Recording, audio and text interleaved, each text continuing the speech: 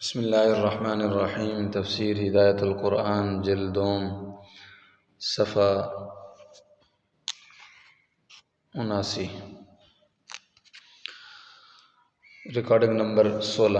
بسم اللہ الرحمن الرحیم۔ الم تر الی الذین یزعمون انہم آمنوا بما انزل الیک وما انزل من قبلک یریدون ان یتحاکموا الی الطاغوت وقد امروا ان یکفروا به ويريد الشيطان أن يضلهم ضلالا بعيدا وإذا قيل لهم تعالوا إلى ما أنزل الله وإلى الرسول رأيت المنافقين يصدون عنك صدودا فكيف إذا أصابتهم مصيبة بما قدمت أيديهم ثم جاءوك يحلفون بالله إن أردنا إلا إحسانا وتوفيقا أولئك الذين يعلم الله ما في قلوبهم فأعرض عنهم وعظهم وقل لهم في أنفسهم قولا بليغا۔ آیات مبارکہ کا لفظی ترجمہ سماعت کیجیے۔ کیا نہیں دیکھا تو نے ان لوگوں کو جو گمان کرتے ہیں کہ وہ ایمان لائے ہیں اس پر جو اتارا گیا آپ کی طرف اور اس پر جو اتارا گیا آپ صلی اللہ علیہ وسلم سے پہلے، چاہتے ہیں وہ کہ مقدمہ لے جائیں سرکش طاقت کے پاس، حالانکہ بالتحقیق حکم دیے گئے ہیں وہ کہ انکار کریں اس کا، اور چاہتا ہے شیطان کہ گمراہ کرے ان کو دور کا گمراہ کرنا۔ اور جب کہا گیا ان سے آؤ اس کی طرف جو اتارا اللہ نے اس کے رسول کی طرف، تو دیکھے گا تو منافقوں کے باز رہتے ہیں وہ آپ سے باز رہنا۔ پس کیسے جب پہنچی ان کو بڑی مصیبت اس بات کی وجہ سے جو آگے بھیجی ان کے ہاتھوں نے، پھر آئے وہ آپ کے پاس قسمیں کھاتے ہیں اللہ تعالیٰ کی، نہیں چاہا ہم نے مگر ان کو کردن اور میل ملاپ۔ یہی لوگ ہیں جو جانتے ہیں اللہ جو ان کے دلوں میں ہے، پس روگردانی کریں آپ صلی اللہ علیہ وسلم ان سے، اور نصیحت کریں ان کو اور کہیں ان سے ان کے حق میں بات مؤثر۔ مختصر ترکیب: تحاکمہ باب تفعل، فریقین کا کسی کے پاس مقدمہ لے جانا۔ طاغوت سے کعب بن اشرف مراد ہیں۔ یہود فصل خصومات میں رعایت و رشوت کے عادی تھے۔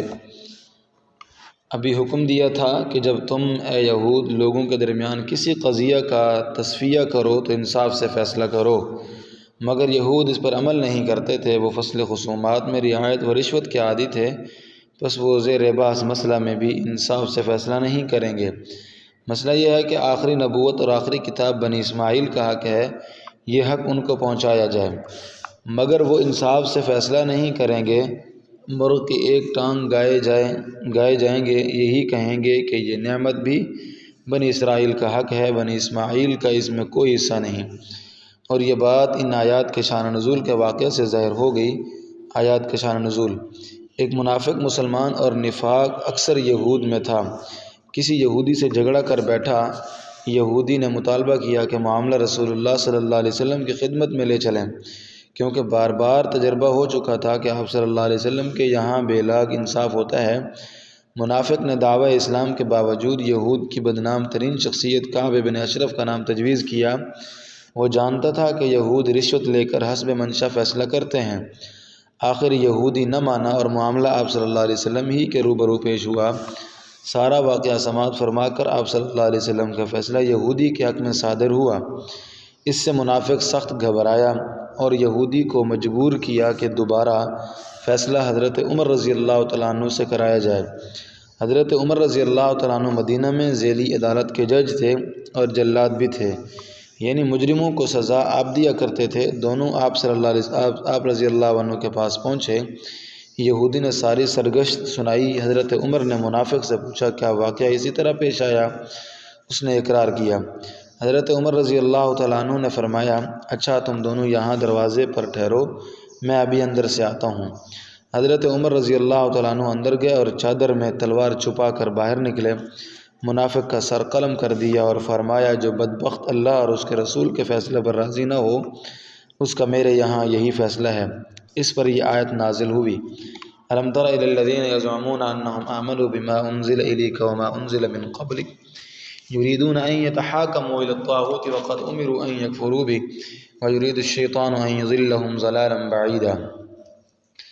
کیا آپ نے ان لوگوں کو نہیں دیکھا جو کہتے ہیں کہ وہ اس پر ایمان لائے جو آپ صلی اللہ علیہ وسلم کی طرف اتارا گیا ہے، اور اس پر بھی جو آپ صلی اللہ علیہ وسلم سے پہلے اتارا گیا، یعنی پہلے وہ یہودی تھا، تورات کو مانتا تھا، اب مسلمان ہو گیا ہے، قرآن کو بھی مانتا ہے۔ وہ مقدمہ لے جانا چاہتے ہیں کہ سرکش طاقت کے پاس، حالانکہ ان کو حکم دیا گیا ہے کہ طاغوت کا انکار کریں، اور شیطان ان کو دور کی گمراہی میں پھنسا رہا ہے۔ اور یہ کوئی شخصی واقعہ نہیں، منافقین کا عام حال یہی تھا۔ وہ صرف اس حد تک اسلام کی پیروی کا دم بھرتے تھے جب تک ان کے مفادات متاثر نہیں ہوتے تھے۔ اگر جان یا مال پر آنچ آتی تو احکام شرع سے پہلو تہی کرتے اور طاغوت کے قدموں میں جا گرتے۔ اور ارشاد فرماتے ہیں وَإِذَا قِيلَ لَهُمْ تَعَالَوْا إِلَىٰ مَا أَنزَلَ اللَّهُ وَإِلَى الرَّسُولِ رَأَيْتَ الْمُنَافِقِينَ يَصُدُّونَ عَنكَ صُدُودًا، اور جب ان سے کہا جاتا ہے آؤ اس شریعت کی طرف جو اللہ نے اتاری ہے اور اللہ کے رسول کی طرف، تو آپ منافقین کو دیکھیں گے وہ آپ صلی اللہ علیہ وسلم سے بالکل ہی کنی کاٹتے ہیں۔ پھر اس واقعہ میں کیا ہوا؟ منافقین کے رشتہ دار خدمت نبوی صلی اللہ علیہ وسلم میں حاضر ہوئے اور حضرت عمر رضی اللہ تعالیٰ عنہ کے خلاف مقدمہ دائر کیا، اور قسمیں کھانے لگے کہ ہمارا آدمی عمر کے پاس مقدمہ لے کر صرف اس لیے گیا تھا کہ وہ صلح صفائی اور باہم میل ملاپ کرائیں، مگر انہوں نے خواہ اس کو قتل کر دیا۔ ادھر فوراً جبریل علیہ السلام آئندہ آیت لائے اور حضرت عمر رضی اللہ عنہ کے بارے میں فرمایا کہ آج انہوں نے حق و باطل کو الگ کر دیا۔ اسی پر حضرت عمر رضی اللہ تعالیٰ عنہ کو فاروق کا لقب عطا ہوا، اور قرآن نے فرمایا اب کیسے بدل گئے؟ جب ان کے کرتوتوں کی وجہ سے ان پر مصیبت آئی تو ننگے پاؤں ہو گئے، یعنی غضبناک ہو گیا۔ وہ جان لیں کہ ان کے دلوں میں جو کھوٹ بھرا ہوا ہے وہ اللہ کو خوب معلوم ہے۔ اور آپ صلی اللہ علیہ وسلم ان کا قصہ ایک طرف کیجئے اور ان کو سمجھائیے، شاید ان پر سیدھی راہ کھل جائے، مگر نصیحت کا انداز کان کھولنے والا ہو کہ تمہاری اس منافقانہ روش سے اسلام کا کچھ بگڑنے والا نہیں، بلکہ تم خود اپنے پیروں پر تیشہ زنی کر رہے ہو۔ اور حضرت عمر رضی اللہ تعالیٰ عنہ قصاص یا دیت لازم نہیں کی۔ فَكَيْفَ إِذَا أَصَابَتْهُم مُّصِيبَةٌ بِمَا قَدَّمَتْ أَيْدِيهِمْ ثُمَّ جَاءُوكَ يَحْلِفُونَ بِاللَّهِ إِنْ أَرَدْنَا إِلَّا إِحْسَانًا وَتَوْفِيقًا أُولَٰئِكَ الَّذِينَ يَعْلَمُ اللَّهُ مَا فِي قُلُوبِهِمْ فَأَعْرِضْ عَنْهُمْ وَاعِظْهُمْ وَقُل لَّهُمْ فِي أَنفُسِهِمْ قَوْلًا بَلِيغًا۔ ترجمہ: بس کیسے بدل گئے جب ان کو بڑی مصیبت پہنچی ان کے کرتوت کی پاداش میں، پھر وہ آپ کے پاس آئے، اللہ کی قسمیں کھاتے ہیں ہمارا ارادہ بھلائی اور ملاپ ہی کا تھا۔ یہی وہ لوگ ہیں کہ اللہ تعالیٰ جانتے ہیں جو ان کے دلوں میں ہے، لہٰذا آپ ان سے اعراض کریں اور ان کو نصیحت کریں اور ان سے ان کے حق میں مؤثر بات کہیں۔ بسم اللہ الرحمن الرحیم۔ وما ارسلنا من رسول الا لیطاع باذن اللہ ولو انہم اذ ظلموا انفسهم جاءوک فاستغفروا اللہ واستغفر لهم الرسول لوجدوا اللہ توابا رحیما۔ فلا وربك لا يؤمنون حتى يحكموك فيما شجر بينهم ثم لا يجدوا في أنفسهم حرجا مما قضيت ويسلموا تسليما۔ آیات مبارکہ کا لفظی ترجمہ سماعت کیجیے۔ اور نہیں بھیجا ہم نے کوئی رسول مگر تاکہ اطاعت کیا جائے اللہ کے حکم سے، اور کاش کہ وہ جب ظلم کیا انہوں نے اپنی ذاتوں پر آتے وہ آپ کے پاس، پس معافی مانگتے وہ اللہ سے، اور معافی مانگتے ان کے لیے اللہ کے رسول، تو ضرور پاتے وہ اللہ کو معاف کرنے والا مہربان۔ پس قسم ہے تیرے رب کی، نہیں مومن ہوں گے وہ یہاں تک کہ حکم بنائیں وہ آپ کو اس میں جو جھگڑا اٹھے ان کے درمیان، پھر نہ پائیں وہ اپنے دلوں میں کوئی تنگی اس سے جو فیصلہ کیا آپ نے، اور مان لیں وہ خوشی سے مان لینا۔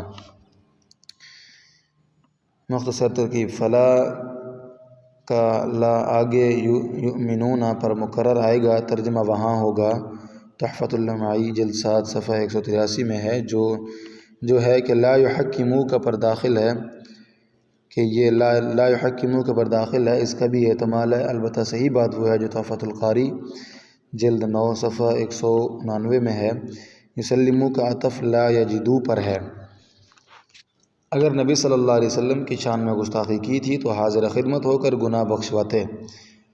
ابھی آیت 60 کا جو شان نزول بیان ہوا ہے، اس میں ہے کہ منافق مسلمان نے معاملہ کعب بن اشرف کے پاس لے جانے پر اصرار کیا۔ یہ نبی صلی اللہ علیہ وسلم کی شان میں گستاخی تھی جو سنگین جرم تھا، اس لیے کہ انبیاء کرام علیہ السلام اسی لیے مبعوث کیے جاتے ہیں کہ ان کی پیروی کی جائے، خلاف ورزی نہ کی جائے، یہی حکم الہی کی اطاعت ہے۔